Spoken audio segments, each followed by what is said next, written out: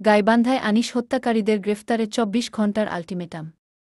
আমাদের গাইবান্ধার staff reporter Anwar হোসেনের পাঠানো তথ্য ও ভিডিও চিত্রে বিস্তারিত।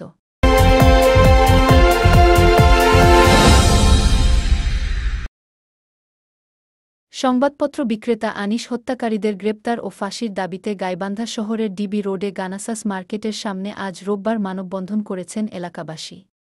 এরপর বেলা ১১টা থেকে আধা ঘণ্টা ডিবি রোডের ট্রাফিক মোড এলাকায় সড়ক অবরোধ করে রাখা হয়। এ সময় সড়কের উপর দাঁড়িয়ে তারা এই কর্মসূচি পালন করেন। খবর পেয়ে গাইবান্ধা সদর থানার ভারপ্রাপ্ত কর্মকর্তা ওসি ঘটনাস্থলে যান। তিনি আসামিদের দ্রুত গ্রেপ্তারের আশ্বাস দিলে অবরোধ তুলে নেওয়া হয়। এ সময় অবরোধকারীরা আসামিদের ফাঁসির দাবিতে স্লোগান দেন।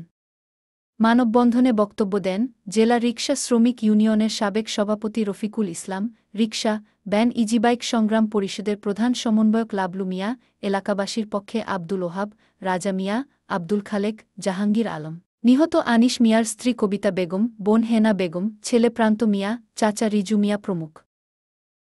আনিস মিয়ার স্ত্রী কবিতা বেগম কান্নাজড়িত কণ্ঠে বলেন, আমার স্বামী দিন রাত পরিশ্রম করে সংসার চালাত।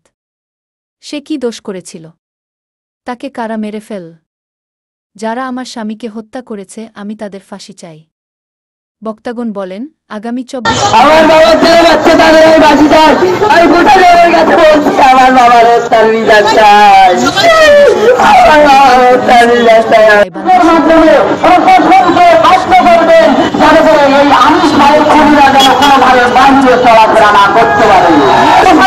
কল্যাণকর, এটা গাইবান্ধাবাসীর জন্য কল্যাণকর। এই জন্য